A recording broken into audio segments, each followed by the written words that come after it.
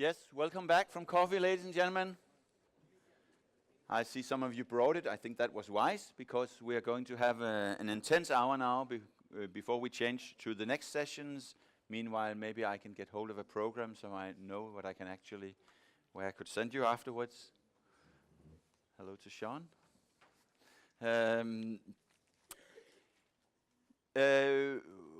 Yes, we will now change the perspective slightly from infrastructure, budget, control, to something that is often overlooked in sport, although you can say it's a quite important component. It's called athletes.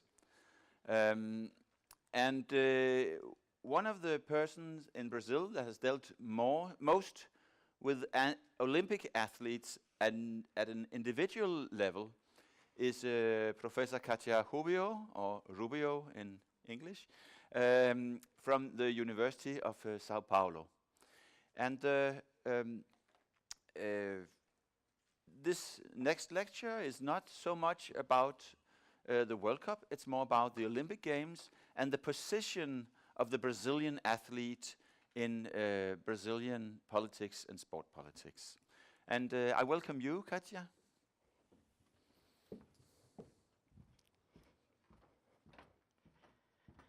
Well, good morning. First of all, I'd like to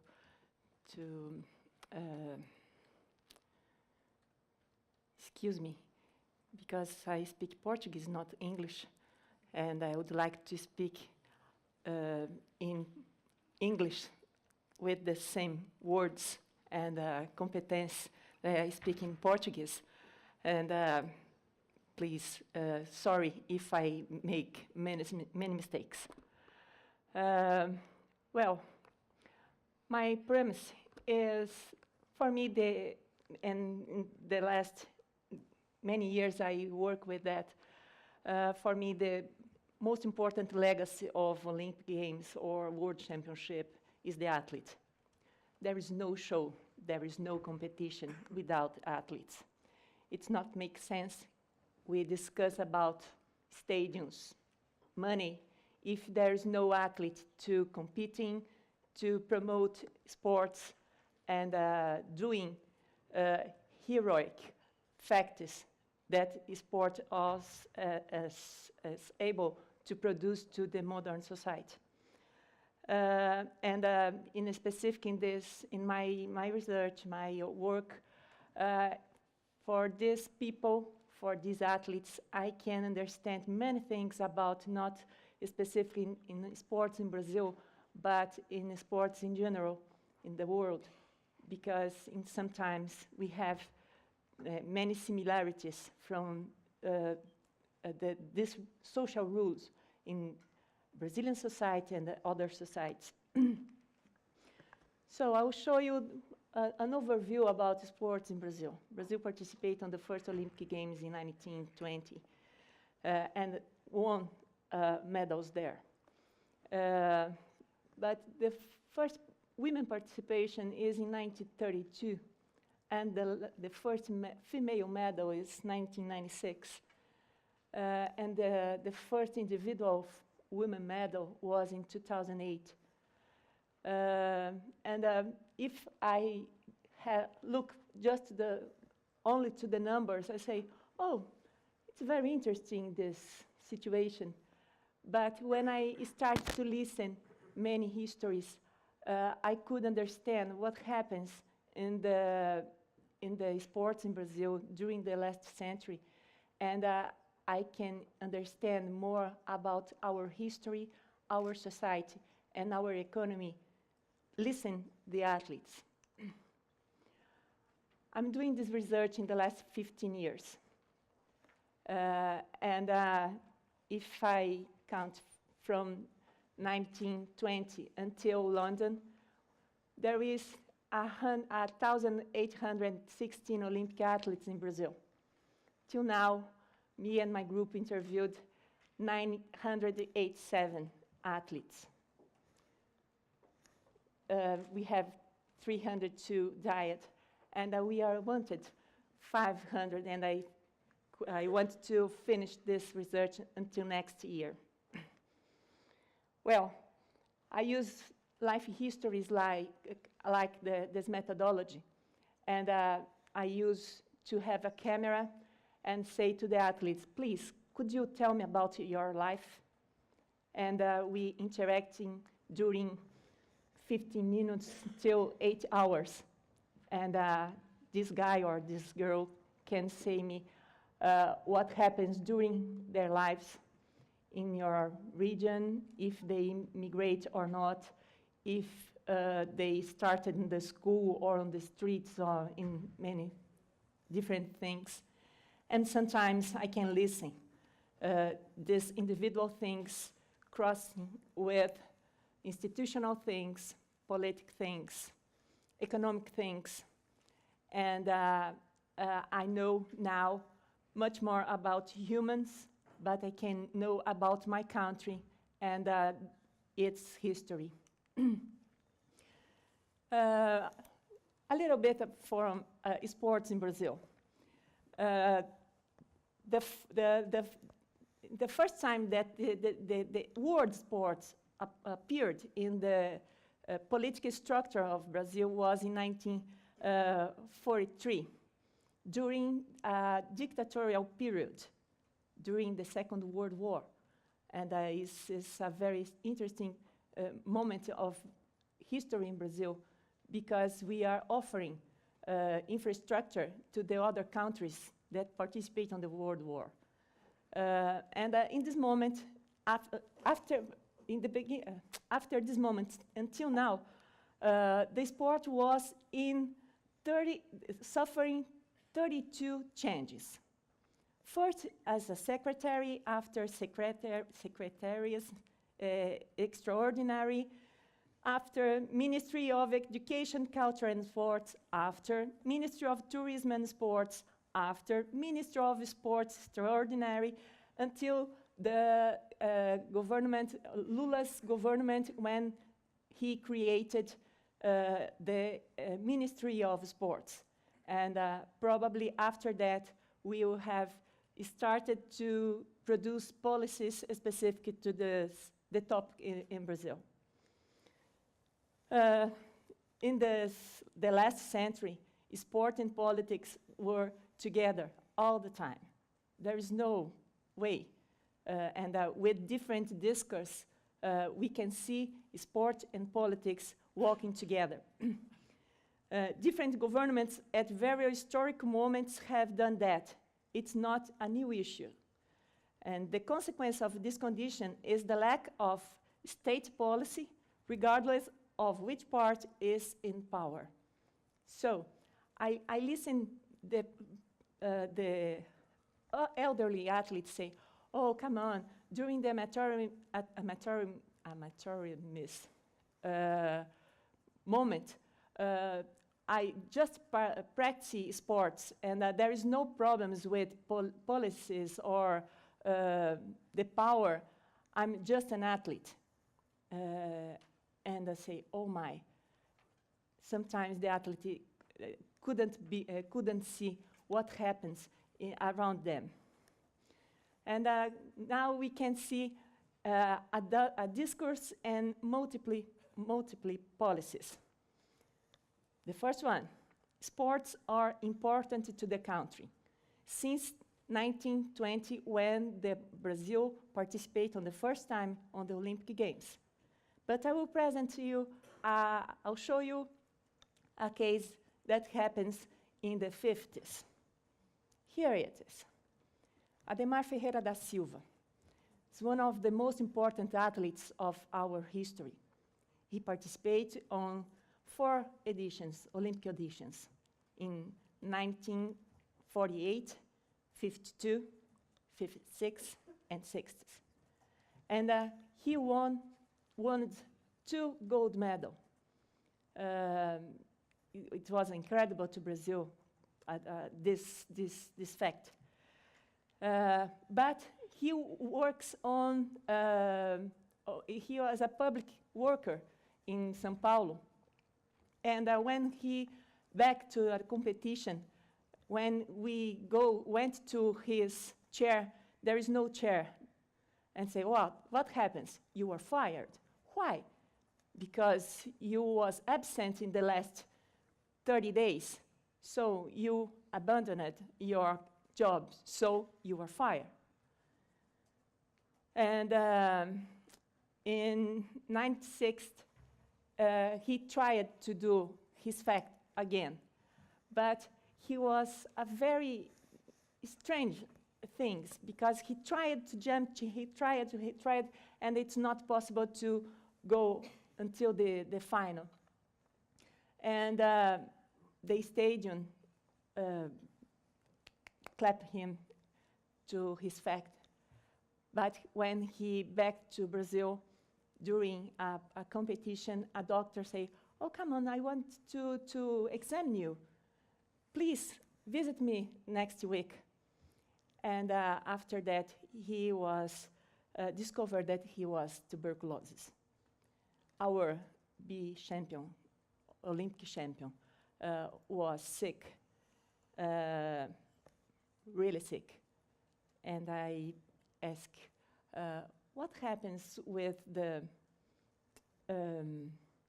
structure of the country or the athletics in general that permitted him to go to the Olympics in this situation? And I listened. Oh, come on, Katia. It was in the 60s. Now it's different. Let's go. Let's see. A discourse and multiple policies. I listen. Sport is a showcase for the country. Let's see another situation. The military dictatorship decided to send only the 8 athletes to Mexico City Olympic Games that were considered medal candidates. It's in 68. And the military was on the power since 64. And we are starting the darkness period of dictatorships in Brazil in this moment. And the militaries with our Olympic Committee decided to preparing a delegation was expanded 81 athletes. And in this moment, the soccer team, the water polo team, and other athletes, there's no condition to compete in high level, went, because there are more images on TV and on the newspapers producing good things in this moment. And our athletes waiting 10 days more after closing the Olympic Games because there is no plane to come back to Brazil. And many of athletes, Brazilian athletes, needed to sell their clothes to eat and other things. It's a big adventure. 2 weeks before, 2 weeks after the end of the Olympics, the militaries decreed the Institutional Act number 5. This act closed the parliament, extinguished the political parties, and many workers, many professors, many students, many deputies were in jail or disappeared. And at this period, during like 15 years, and the show must go on. A discourse and multiple policies. The economics of high-performance sports in Brazil is nationalized, but the management is private. And I will use the volleyball, a success story in Brazil. During 20 years, Carlos Arthur Nussmann was president of Brazilian Volleyball Confederation. And in this period, with him, it started a gold period of Brazilian volleyball. We won a silver medal in Los Angeles in '84. We won gold medal in Barcelona in '92 with the male, and recently the female team won 2 gold medals in Beijing and London. And in 1995, Nussmann became Brazilian Olympic Committee president, till now. And he is the organizer committee president too. The first time in the Olympic history. It's interesting. And I use a life history to illustrate in this policy. Jack Silva. I don't know if you like volleyball, but Jackie was a very special Brazilian player. She's a strong woman, and a strong girl since she was young. And during the 80s, when the male team was grow and receiving much money because they won the silver medal in '84, a sponsorship were used in their T-shirts. And she asked, what money I do receive for that? And say, oh, come on, put your T-shirts and shut up. And say, no, because the male team are receiving for that, and we want to receive too. And shut up. And go to play, go to training. And she hang his T-shirt, put in the other side, and put again. And say, come on, girl, what are you doing? And say, yes, this is my position. And after that, she was forced to move to another country because there is no club in Brazil that accepted her. She is a bad girl. And she moved to United States in the beginning of the 90s. And she contributed to the development of beach volleyball in the world. She was world championship in many opportunities. And when the volleyball beach was in Olympic program, she was invited to come back to the country. Yes, like Diego Costa now, if you are seeing in the newspaper in the last days. Okay, and she said, no, I won't. And his American coach said, you must go, because you are very important in this moment to the beach volleyball in the world and in your country, because you will be the first medal, women medal in your country. And she said, no, my country now is here, because here I'm respected, because here I have the conditions to develop my career and my profession. But his coach was successful, and she back to Brazil. And she needs to write a document saying that she will never go to US again. She was in Atlanta, and she won the gold medal, and she is our first women medalist, and I'm really proud of her. Okay. A discourse and multiple sclerosis. This is a phrase of our last president. Never before in the history of the country did sport have much money. The policies don't change the athlete's trajectory. In fact, they don't exist. In fact, we have much money in sports in Brazil. Yes, we have. Briefly, last Tuesday I was to Viborg to interview Shanna Mason. She's a handball player, the first Brazilian women to play abroad, handball. She was considered the best goalkeeper in Brazil, in Europe, and in the world, and participated in 4 Olympic Games. And She cannot play in Brazil because even with money, there is no competence in managing the Brazilian Handball Confederation. There is no national championship. The best players in the country have to play abroad to have any chance to survive. What's missing in Brazilian sports then? A state policy for sports, and not a party policy or government policy, because when change government, change the policy, and there's no policy to have a long time. Sport in Brazil always depends on public money. The Brazilian Confederation of Sport has, since 1940, the state agency administratively responsible for public funds to be used in the development of sports. Over the past 20 years, there has been an increase in the number of medals, and medalists is a fact. Depending on the achievements of a sports team, individuals therefore are above policies.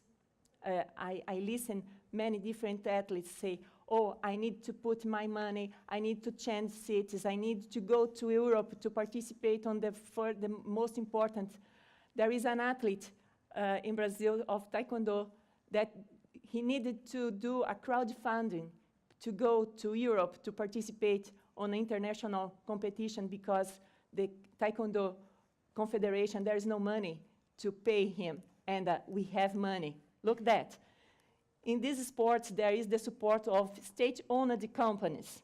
In the last Olympic cycle, the federal government invested 6 billion of reais, or 3 billion of money. And you can see here, Brazilian Bank, the mail company, these companies belongs to the government. This guy, gold medal in London Olympic Games, a bank, Brazilian bank, and he training in a gymnasium, probably in Denmark there is no the gym that he is training. No, in fact not. Not as bad. Oh. No, because all of your gymnasts are better than him. There is no one official equipment in his gym. Okay. Sara Menezes was gold medal in London too, and she lives in Piauí, in Teresina, in north of Brazil, one of the poorest states in Brazil. And she wants to be here, to be there, because she feels that she is responsible to develop the new generations. She doesn't want to go to the southeast, where the most important center of sports in Brazil. Here, Petrobras, Infraero is an airport company. I'm finishing. And here, Eletrobras is the company of lights. The consequence of this process can summarize in corrupt structure, monopoly of power, and no access for studies and research. The sports in Brazil don't like the university, unfortunately. Here is the information about the research, about the interviews, and it's a pleasure to be here. Thank you.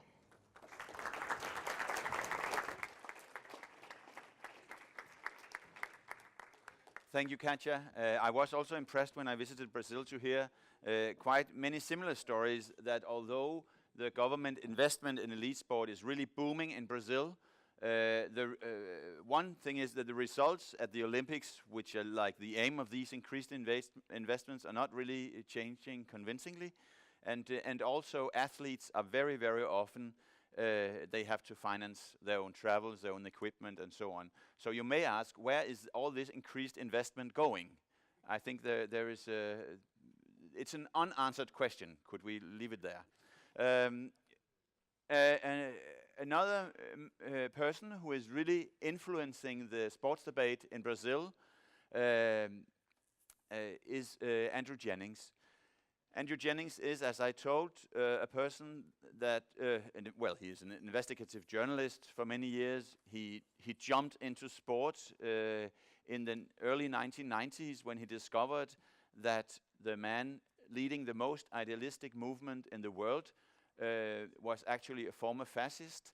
And many of us have seen Andrew Jennings waving his right arm, I don't know how many times, but to illustrate this. But in the last 12 years, 13 years, Andrew has thrown his love at FIFA.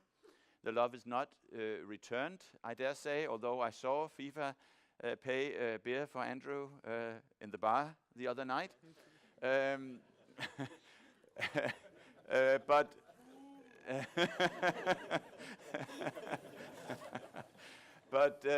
I think well, I was going to mention. I think if we talk about journalistic legacy, I think we can easily say that the work that Andrew has done with FIFA, describing certain issues that he will also now describe to us, has really left an impression in Brazil and has led to some very important changes in the Brazilians' engagement in international football. And I leave all my talking at that because we are running short of time. I'll let Andrew do the rest of the speaking. Well, hello there, old friends, new friends. Permit me to sit down. My back is not as good as I'd wanted it to be today, and we have a back-to-back session, which I'll talk about in a few minutes. What does this tell me, when I've got to get off?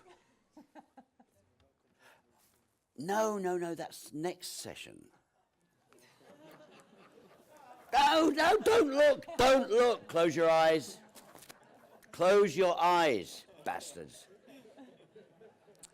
I don't know. Well, look, I think it's only appropriate to start, and very much to the heart of what I want to talk about, is another vote of great confidence and thanks in our Master of Ceremonies, Jens Andersen, who brings us marvellously organised conferences. You know they are, you know they work. It's a huge amount of effort by him and his team. And this year, he's gone even further. Next year, he's going to turn water into wine. This year, following a little disagreement between myself and Mr. De Gregario from FIFA's department of, well, it's not quite true, but we hope you believe it, water rolls in the other night with Bernd, his bag carrier, and I think, all right, here we go again. You want it? You can have it. You want it? I'll do it, right? When do we start? Andrew! What's going on here? I know he's not gay, and I'm not very pretty. You can disagree. What's going on here? His little Burns, his bad guy. Oh, Andrew, we read your website every week. Oh, really? Why? And the warmth, the love from FIFA, the number of legal threats I've had from that lot, which never go to court or go anywhere near court. What is going on here? What on earth is happening when they're trying to embrace me and a few other guys? I'll tell my wife, something dramatic is happening at FIFA.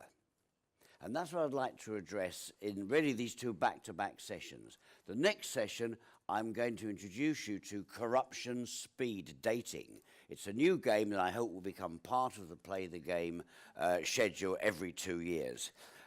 For the moment, though, let's talk about Qatar for about 10 seconds. I mean, we all have to write headlines to get the folk in, don't we?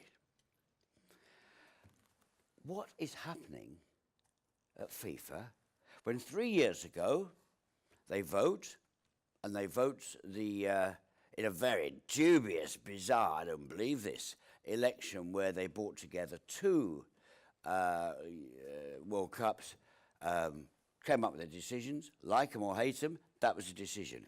Now, Sepp Blatter, the president of this farce, is throwing millions and millions of dollars at investigations to try and get it out of Qatar. Sorry, it's a little bit puzzling for me.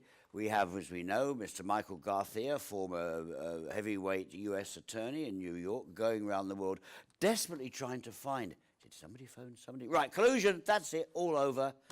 They're trying to find a solution which doesn't point to what actually happened. which was bags of money went into 10 or 12 old guys. They stole the money, and fuck you and football, because they got the money.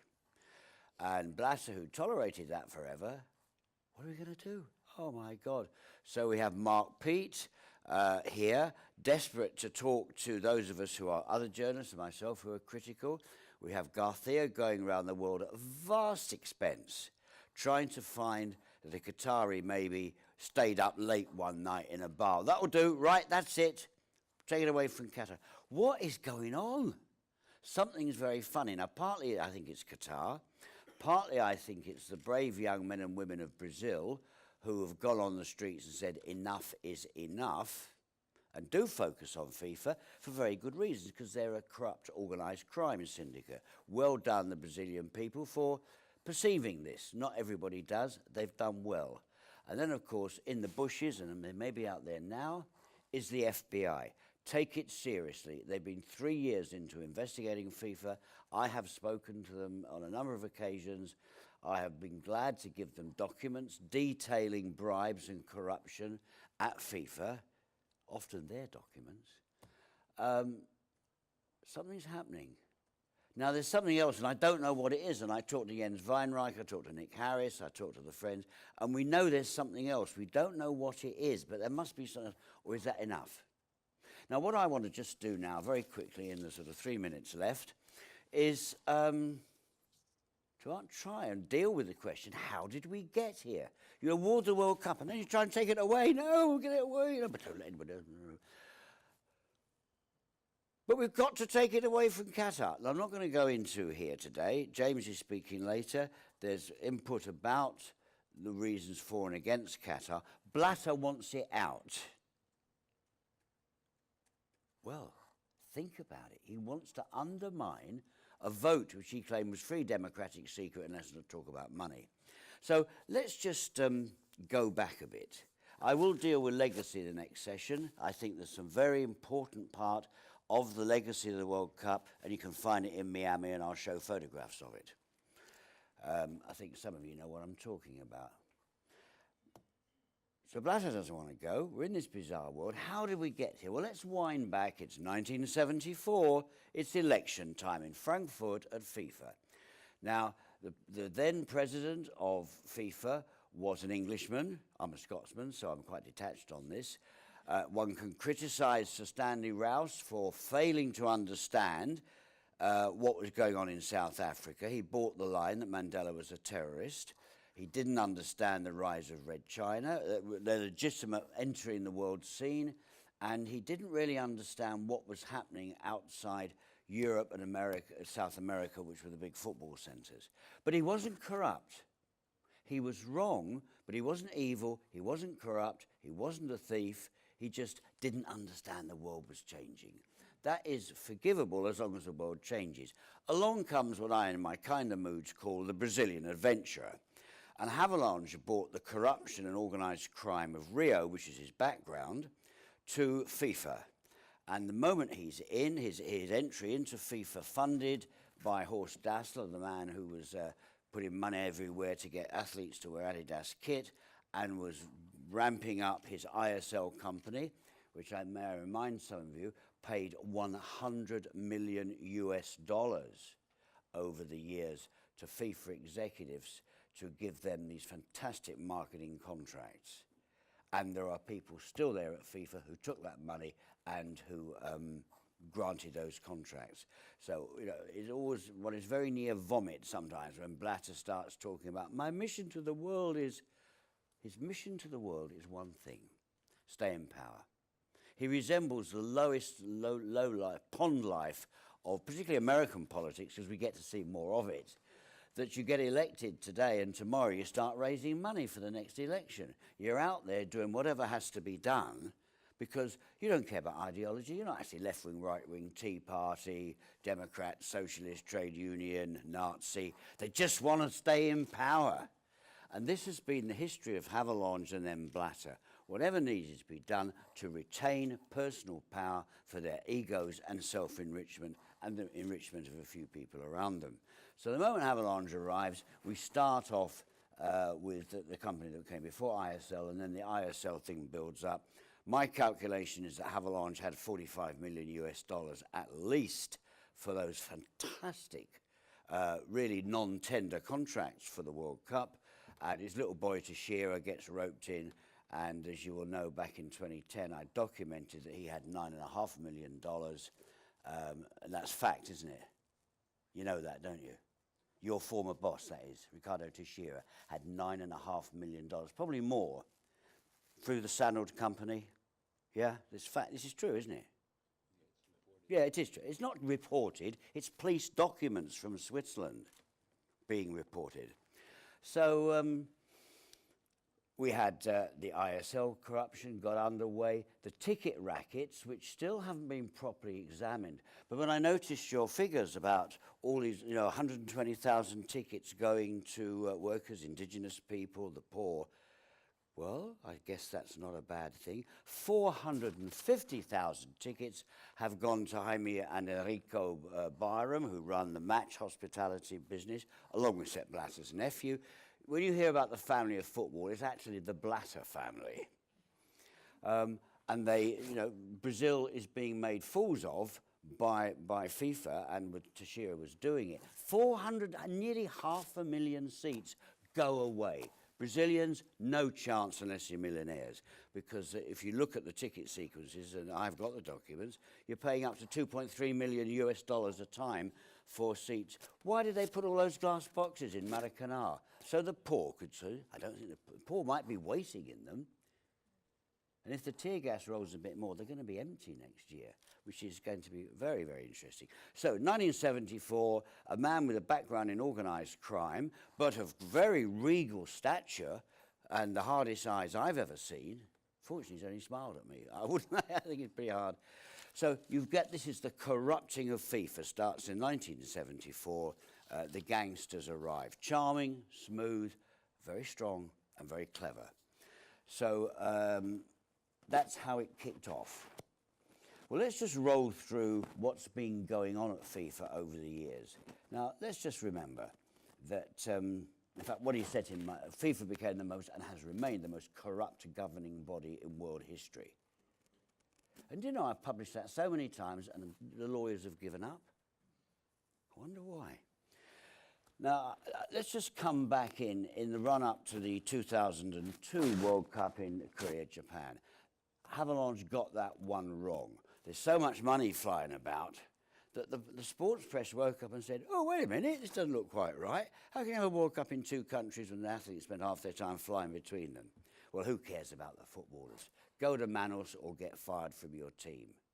And that is one of the scandals, of course, of the Brazil World Cup, is that athletes and fans are going to be forced to fly incredible distances. But who cares? They just generate the money. They don't have a vote. And boy, the money's coming in for some people, but it won't be for the athletes.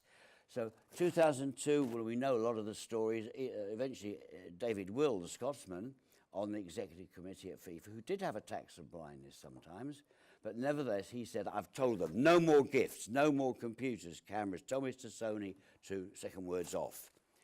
We roll forward on through. And by the way, let's remember when we hear these earnest worries about match fixing from FIFA. Do you remember the match fixing in Seoul? Now, we've nothing against Korean footballers, and some very good ones are playing in Europe, and great, right? They beat Spain on official decisions. They beat Italy. Really? And they've never been so good again. So this is not anti-Korean. My friends in Korea were as angry as the Italians were, threatened to walk out of FIFA, because that was match fixing. It wasn't for the gamblers, it was match fixing because the Koreans, South Koreans, love baseball. Good luck to them, that's their sports culture, not so keen on football. And the moment the South Korean team went out, then the stadiums would be half empty, because they're not going to come and watch teams that we'd like to watch. Brazil, Argentina, Brazil, Argentina, Germany, and maybe even England, who knows? They're not interested. Good luck to them. We believe in cultural diversity. Well, let's just believe in it then, shall we? But you can't have empty stadium, because the TV company is going to say, look, we're not paying you all this money for a half-empty stadium. So they desperately had to keep South Korea on match-fixing decisions. And I hope as I'm banned from FIFA, I can't ask Mr. Blatter when he's going to investigate that blatant match fixing under his presidency. I hope somebody does. So that was Korea. We rolled through on to Germany 2006. Now, all credit to the German journalists who discovered the bribes paid on behalf of the German Organising Committee. And I use that term on behalf of because Franz Beckenbauer wouldn't know, would he? He wouldn't know that his best friend Fedor Radman's suitcase in the money in. And you should know this story. And I say all credit to the German reporters who found it. In the liquidation documents of the Leo Kirsch television empire, they found the payments to 5 different executive committee members. Germany was getting very worried. South Africa was coming up on the outside, as they say. Hell, what are we going to do? Blatter's in a fix because he's playing the politics game of survival, which is talk up Africa. Oh, it's South Mandela. Oh, how could they have done that to you? Oh, dear. Lovely South Africans. Wonderful. Europe, very nice to do. He needed to keep the Africans happy but give it to Europe for political reasons because he got an election coming out. How do you keep 2 competitors on side for the vote? Right, well, you keep on blowing kisses at South Africa and make sure the money goes into the crooks at FIFA to make sure it went to South Africa. And what they did, as some of you may know, through Bayern Munich, they set up 5 games around the world in Trinidad. Yes, it's Jack Warner time again. In Thailand, hello, Mr. Makudi, we know his name, don't we? They went to Malta, where the then president of Maltese football was a very dubious member of the FIFA Executive Committee. And the Kirsch Empire, which does pay TV, paid large amounts of money for games. Look, nothing against the small nations, but Bayern Munich fans want to do pay TV to see Bayern Munich play Man United, Man City, Chelsea, Real Madrid, Barcelona, and other major European teams. Thailand? Sorry, we're not paying to watch it. You want to play it to suit yourself. The whole thing was bogus. It was a way of diverting money into the private accounts of crooks at FIFA. So that's how Germany got it. So it goes on, doesn't it? Well, how did it get to 2010 in South Africa? Now, on that occasion, the politics were, we've got to give it to South Africa, boys. You can imagine FIFA in the Blatter in the back room saying, we've got to give it to South Africa. We all want our photograph taken with Mandela before he dies. Oh, sorry, because we think he's a great political leader, and we always were against his imprisonment. Well, probably, but can't really remember. And so I don't think South Africa paid. I think there were a few little bits and pieces, but not the grotesque sacks of money we've been seeing of recent bids. But who cares? South Africa gets it for nothing. Hands up, everybody who says Morocco didn't pay. Libya didn't pay. I'm talking about these fine democracies, you know. Tunisia didn't pay, did they? And they got well looted. You know, Philippe Blatter, Blatter's nephew, worked for the Moroccan bid. Now, you can be quite sure that he would not have said to them, he takes money, he takes money, he takes... I know, my uncle told me. He did. He worked then for McKinsey, and McKinsey worked on the Moroccan bid. The money flew in large sackfuls. Jack Warner almost held a gun to the Moroccans, saying, let's just do this again. But politically, it couldn't go. 3 minutes, right. Well, let's just talk even faster. And let's just bear in mind that in that dirty 2000 bid for Germany, not paid by the German taxpayer, not paid by the German organising committee, who knew nothing about it at all. You don't believe me, do you? I hope not. Who was active there? Well, Leo Kirsch's television empire needed, because of the business. Beckenbauer sat there, and his best pal, Radman, was suitcasing the money, and it's in the documents that the splendid German reporters found in the liquidation archives of the Kirsch Empire. It's documented. I always talk documents. I might have an opinion, but it's all document-based. Let's rush on, because you want your next coffee. Well, then we get to 2014. And when I'm in Brazil, I do try and point out to my Brazilian friends, who count at least 10, and if not 10,000, I don't know. There seems to be quite a lot of them. It's very nice. I can't buy a drink in Brazil. Remember that next time I'm over, because everybody else is buying me a drink. FIFA did not give the World Cup to Brazil. This is a fantasy. Sepp Blatter, the crook, gave the World Cup to his crooked pal Ricardo Teixeira in Brazil, so between them they could loot it. And if you have any doubts about Mr. Teixeira, I commend you, as you well know, guys, to the the congressional reports which were published in 2001 in Brazil, both by Rubio, now sports minister. He produced them for the Congress, and Alvaro Diaz, senator, produced his report for the Senate. And they are brilliant pieces of work. Those two guys hired the good professional investigators. They got court permission to go into Teixeira's bank accounts and the Brazilian Federation bank accounts. And it's the most devastating list of corruption I've ever seen. Because I don't know when Ricardo Teixeira ever got to sleep. The rackets he was running, I mean, he's got to be quite busy, but he's also running his own private stock trading operation while looting Brazilian football, taking Nike's money to pay off politicians, judges and policemen. And I'm quoting a Brazilian Senate and congressional report. Not my, I don't speak Portuguese, I can't investigate, but they did. So it was there. And Blatter looked fondly at Brazil and thought, Ricardo, you're a made man. And the mobsters from Zurich and Rio got together to loot Brazil. And it's taken a long time. But I think 1 million people on the streets understood this in June, didn't they? They understood it very clearly. Well, I think I better wind up before Jens turns off my microphone. We'll do a little bit more in the next session. There are one other major problem I haven't seen touched on yet. It's going to, story will come. Look at the internal airfares. The fans aren't coming. It's the same racket as South Africa, where they trebled and quadrupled internal flights because it's quite a long way between the venues in South Africa. It's much further in Brazil, and no rail communications. You've got to fly, and you've got to pay the price. And I'm talking to English fans who are middle class, have money, always follow England, prepared to put a lot of money down to go around the world watching their favourite team, and they're not going to Brazil. They've been in the past, they know it's a lovely country, great country. They're not going to get screwed by the Barhams and Match, who lost $50 million in South Africa because they fucked up through overcharging. And they've got to get 50 million back out of you saps in Brazil before they even reach break even and start trading. So jack up the air prices, because football fans are idiots, aren't they? They're really stupid. They'll pay any money. No. And it's going to be very interesting, I think, as footballers around the world allegedly are learning to train while tear gas drifts across the pitch. Do you think fans are going to go? Can you imagine these boxes at Maracanã have been built for extorting from millionaires, not from fans. They'll never get in. Your ordinary Brazilian fan will never get one of those boxes unless they're cleaning up afterwards. But they're not, the corporates won't go if they realise that rocks are coming over into their luxury buses between their luxury hotels and their luxury boxes in the most wonderful stadium in the world, which didn't need rebuilding, by the way, but otherwise you've got to put all these boxes in.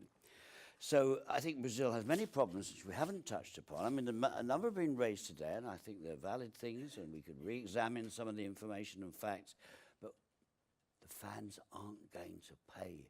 They're not going to give their children into slavery and sell their houses to the local usurer to pay the airfare from Rio to Manaus. They're not going to do it. But the Barhams need the money. What their relationship is with Sepp Blatter, who knows? We have a corrupt world body with not enough people in football who are prepared to stand up and say it. And I'll name, first of all, the English, the Scots, the Welsh and the Irish, because I'm from Great Britain, or Britain as we should now call it, who are too gutless. We don't need FIFA. We don't need Blatter and his third world votes all paid off. Maybe just one final point yet. People often say to me, Andrew, what you and your colleagues do, the BBC, Panorama, not Sport, do, why is Sepp Blatter still in power? I say, look at the numbers. There are 209 voters at FIFA, the national associations. Blatter needs 50% of those, and you can all go fuck yourselves, right?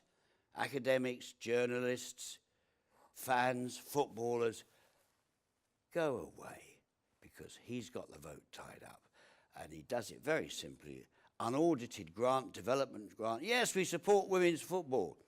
and the money goes into a lot of countries, and the women never see it, nobody ever sees it. It goes probably straight off to Cayman Islands. And you have the World Cup ticket rackets, and I'm beginning to realise after a few years of research that it's the next scandal after ISL. ISL was the first big one. I'd underestimated how vast the ticket racket is. When I see these figures for Brazilians getting tickets, I think there's a degree of optimism there. And by the way, when they say we've sold all these tickets, they often haven't. They've gone to the travel agents, they sit as they did for South Africa in inventory, and they're never sold. And so you get the school kids in quick to fill the stadium. Thank you. Part 2, speed dating corruption, follows in a short while in another room. Okay, thanks a lot, Andrew. We tour the world in this Brazil session, and touring the world takes some time. Now, I will take a very manipulated vote. Are you all ready to sacrifice 15 minutes of your lunch? Yes. And that will happen in the way that we delay the start of the other sessions, the sessions after this, until 11:45, and they can then go into lunchtime until 1:15, so that they don't lose time just because I have been so unstrict in my time management here. Then that will reserve us 15 minutes here for a debate, and I kindly ask you to put short questions, and we will get as short answers as at all possible from these people. Questions? Harry Arne, please introduce yourself and where you come from. And Harry Arne Solberg from Trondheim, Norway. Question and some comments to Milesi. Thanks for your presentation. You are painting a very bright picture. Maybe a little suspicious, too bright picture. I mean, on the TV we see demonstrations. People are out in the streets. They seem to be pretty angry. We read in the newspapers about stadia built in small cities which don't have an elite team. I'm sure that, let's say, 5, 6, 7 of these stadia will be filled up to a large extent after the World Cup. But I mean, these stories that we read about in the newspapers and what we see in the media, it can't be taken out of the blue, can it? And you seem to be very optimistic with regards to post-event impacts, tourism and so on. Well, I'm sure you're aware of that most of the academic research... Short question, please. Most of the academic research won't support you in that manner, actually. Okay. Good. Milesi. Yeah? Thanks for the question. Actually, it's not me painting that picture. As you saw, I'm pointing out to studies, perceptions in Brazil, and what's being reported in the media, pollings. The stadium, let's go directly to the stadium. You mentioned this perception that we don't need stadium in all of the cities. Brazil is a footballing country. I'll go direct to the issue. Manaus, Cuiabá, those two states, it's true, they don't have a big footballing tradition in the top level. But in the grounds, if you see people playing, if you see the passion for sport they have there, and the lack of infrastructure, not only for football, because we're taking a step away from the World Cup here and looking at the arenas as multi-function venues, not only football venues. So in that sense, a viability study was done, and it looks like it's viable. You can only bet and look ahead. It's a bet, it's a national bet, it's a local bet as well. If you talk to the people in Manaus, we were with the governor a few weeks back. He says, look, there's a lot of the demonstrations happen, but you go around, I rallied during political rallies or engagements with the population. I asked, would you like to have the World Cup out of here? And they almost threw bottles at him. Like, you have to see that the perception of the demonstrations, how it's connected to the World Cup, it's actually the big key to understanding what's going on. Andrew raised all valid points. Governance is important. Transparency is crucial. But that comes before everything. And the World Cup is there. It's a reality. And the way we put it, it's like we cannot waste this opportunity, regardless of what's going on. If you challenge the stadium investment, we have the audit courts at place, so to make sure that there's no money being misused. So it's just a big debate that the World Cup it's bigger than it used to be. And the impact in a country that's developing as well, it has many intersections that raises debates like this. So just going back to your first question, it's not me. I'm just quoting what I see, what we perceive, and what's going on in Brazil. Not from what we read from here, actually. And with regard to the stadium, one thing we can establish as a fact that they are now constructed or almost constructed, and it'll be very expensive to tear them down tomorrow and cancel the World Cup. Exactly. So let's take the challenge that we will meet in 2 or 3 years' time and see whether the business prospects were too optimistic or that whether the researchers were too pessimistic. And we have a question here, down here. Okay.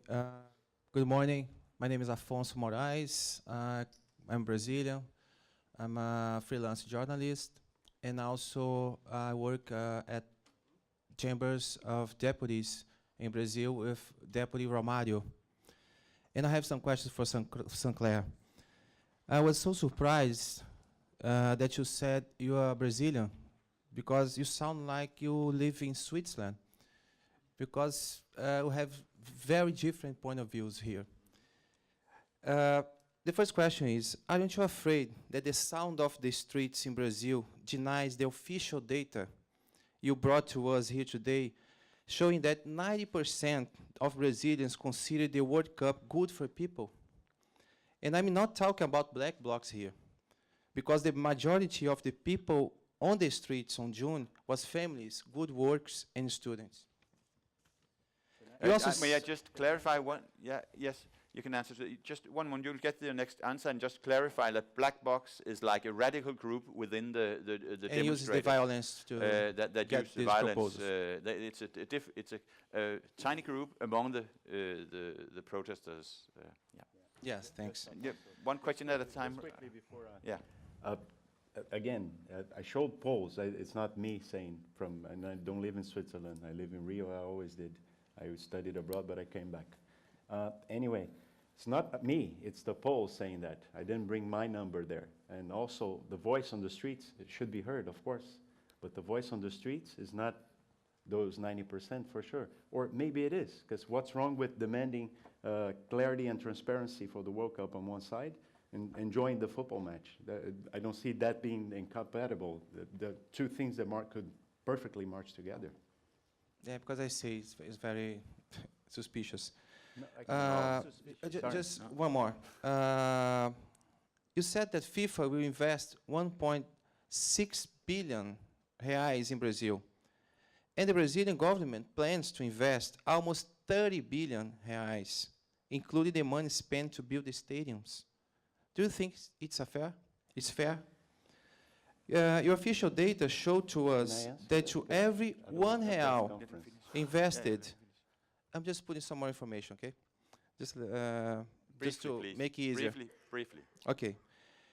So your official data showed to us that to every £1 invested by the public sector, 3.4 are being invested by the private sector, according to two private researchers paid with public money to justify and manipulate maybe all the waste in the World Cup 2014. My question is, have you heard about another research not paid from University of Campinas in São Paulo, questioning very seriously those two official researches brought to us today? Because the study shows that the expected effects... I can't remember Just to conclude, Jennings, I'm sorry, because it's very important. Of World Cup in Brazil were overestimated by the government. Among other terrified informations, professors Marcelo Proni and Leonardo da Silva found a huge difference, over 40 billion reais, between those two researches you mentioned in some aspects, such as prediction of impact on money circulation and in the volume of planned investments. Have you been informed about it? No, I haven't had access to that research, and I would love if you could send me, because it's interesting. Going back, I can't remember the second question, actually. I will go back to it, but okay, it's difficult. We know you just invited to have the information about this survey. We have another session in Brazil later today where you can also perhaps just give a few more indicators from that survey so we also have a chance to discuss it. But the first question was the relation between FIFA investment in Brazil and which was like 6 billion. Yeah, And 1.6, yeah. yeah, and then we had the 30 billion public investment, and the relation was a fair relation. Sure. Alfonso, going back to the presentation, we're talking perception again. The 30 billion that you say the government is investing to host the World Cup is actually directly the BNDES loans to the stadium, that's 7.7. The rest, they're all infrastructure work that are being developed for the World Cup. So the country is investing on the country. FIFA is investing on hosting the event. FIFA and the LOC, I'm not talking on behalf of FIFA here, but the staging costs of FIFA and the LOC are 1.6. So you have to look at different stages, because the infrastructure will remain for the country, of course. We're not talking about FIFA investing on something and carrying away, as I mentioned. And on the research, there's many numbers, as I mentioned. You have, this is the number the government has been working with. Ministry of Sports often presents. We don't commission those studies. This study from Ernst & Young was done back in 2010. The LOC was barely formed, that we didn't have a structure in place. So it's numbers that have been done. Ernst & Young is well known worldwide. You can question study here or there, but the numbers are there, and the numbers from Campinas are welcome to be compared and evaluated, of course. Great. We have a question here. From Argentina, Ezequiel Fernandez Murs. How are you? João Belange and Ricardo Teixeira, perhaps the two main sports officials in Brazil history, both perhaps key in the bids of Olympics and World Cup, are not more in his job. It was a good news or it was a bad news for Brazilian government? They were fired because of corruption. Well, Ezequiel, thanks for the question. I cannot answer on behalf of the Brazilian government, of course, because I work for a private institution, so it's too bad the minister could not come with us, but I'm sorry. But could you answer on behalf of your private institution? Does it contribute to a better image, well, that you don't have these? Well, I'll put it this way: we had a very rough moment from the beginning.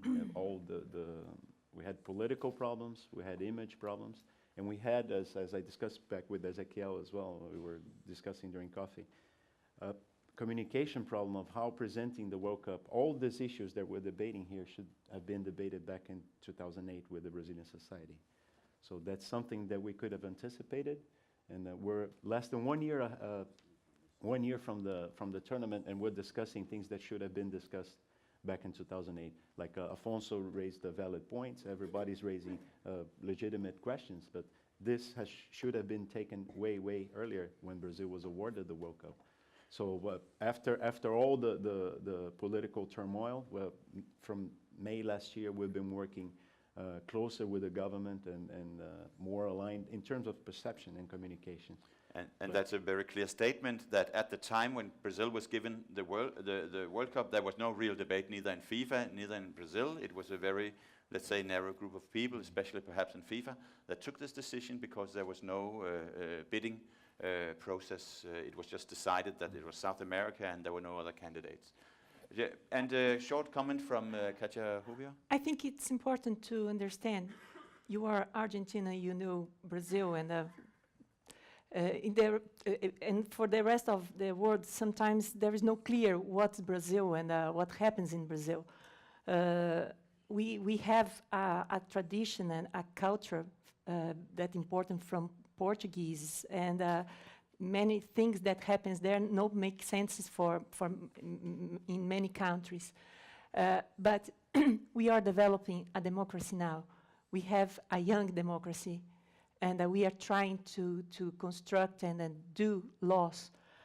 2 weeks ago was approved a law that impede the presidents of federations, confederations, clubs, and any other institution that receive public money in sports to re-elect more than twice. This is for us is a very important victory, because we can impede Ricardo Teixeiras and other people that install in the power for 30 years, 25 years, like we saw in other other presentations.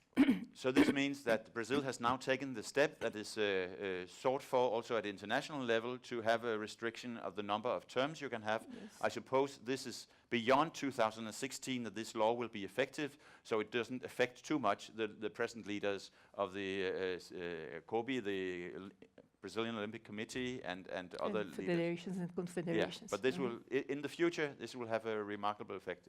That's for sure. And we have two more questions, and I'll take them at the same time. I'm sorry, but we have to cut it. And that you make your question, and then over here, and then we will have a final round of comments and answers to those questions. Okay. I'm sorry, but we have another Brazilian session later for those with particular interest, and other people are waiting to speak. Daniel Chung from Paraguay, but since I'm Korean, I love the version Andrew gave about what happened in 2002. It's kind of typical from the first world when non-traditional things happen. My question is for Saint-Clair, since he's focusing on the perception. Yesterday, in that table, Walter de Gregorio was very pessimistic about the World Cup next year. In the local organizing committee, do you share this vision, or do you understand that FIFA is trying to say, okay, we had to give them and things have changed, they kind of disappointed us, and we're trying to get rid of this World Cup because we have other issues? Okay. Yeah, just a moment. You'll get the. We'll just make like. Christopher Gaffney, Universidade Federal Fluminense, and website Hunting White Elephants. Question about the investment and return on Brazilian stadiums. We see the economic argument being put forth, and there are numbers that can be disputed, but we know that all of the public stadiums have been privatized. And then in the case of the Maracanã, the economic viability study was done by the very same company that won the bid for privatization. And over the 35-year contract, the state will receive 14% of that investment back in rent. So I wonder if FIFA and the LOC can still justify speculating with public money, 100% or 98.5% public money, to risk future economic development. How is this business model good for Brazilian society when all the risk is public and the majority of the profit is private? It's a tough challenge to Milesi now. Two questions. Do you share the pessimism, and how can it be justified to privatize? If I may, I'll start Yeah. with Chris's, Yeah, and then I'll work back to my Paraguayan colleague. Actually, not all stadia have been privatized, just a reference. But if you look at the business model of the stadium in Brazil, they have been ran with public resources for ages and ages and ages. A lot has been not the expertise of the state. That's my opinion. It's not related to the World Cup, but that's how I see it. I see it in better hands in the private sector to be operated. Of course, the concessions must be worked to make sense for the public and for the operators. I mean, it must be there must be an equilibrium in this operation. A lot of the models they're looking at is to repay the loan, the BNDES loan, via the concession.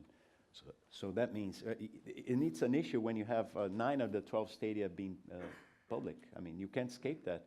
And when Brazil was awarded the World Cup, you had the fact is that 9 public entities needed to work on the stadia. That was the agreement. Then you have to go back to 2008 again and see, was this presented the right way? And then that's another debate to go. But the fact is, you need to invest. If it's a private public stadium, there must have been public money in there. And if the concession was worked before or after, that's another debate as well. But the point is, going back to your question, the public interest must look into this deal. But for the World Cup operation, we're not at all involved. And it's an issue for me, a sports lover, a Brazilian, that look into it. But for the World Cup, it's a different issue. So it's not really in the business model. When it was awarded, it's 9 of the 12 stadium. You know what it is, and how it's going to be developed, it's up to the host country. So.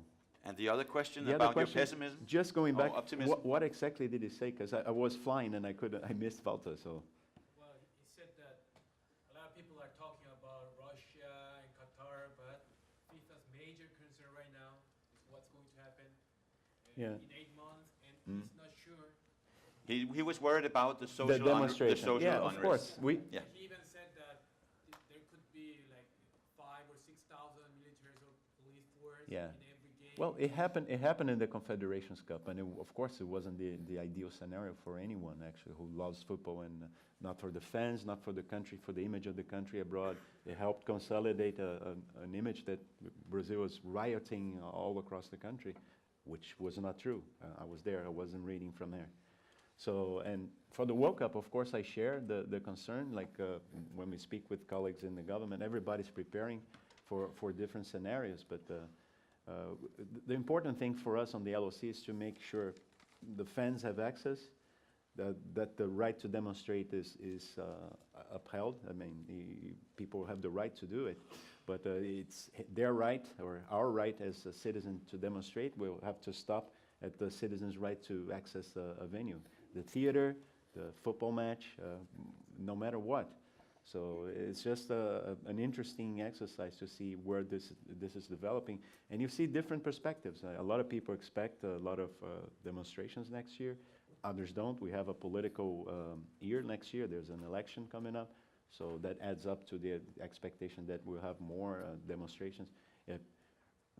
As Jens mentioned, rightful demonstrations, but there's also the infiltration of people who are just willing to make a mess, but as I discussed with Andrew last night, it's just a matter of intelligent police control of that. It's not a matter of repression. I mean, you have to separate and security will actually, yes. Sorry to interrupt you, but security will be an issue in the next Play the Game workshop, and I think at this stage what we can conclude, it's very difficult, other than we can raise some issues of this debate, it's very difficult to reach conclusions, but I think one thing is very sure, it's going to be a very politicized World Cup in all senses of the word. Probably the most politicized World Cup and debated World Cup we have seen for many years since last time it was in South America, or was it last time in Argentina? But fortunately, under another political setup with a very living democracy and a very vivid debate, we will do our best to Play the Game to follow and give our contribution to this debate. And I thank you very much for your openness to come here, so we shout in many directions and not only in one direction.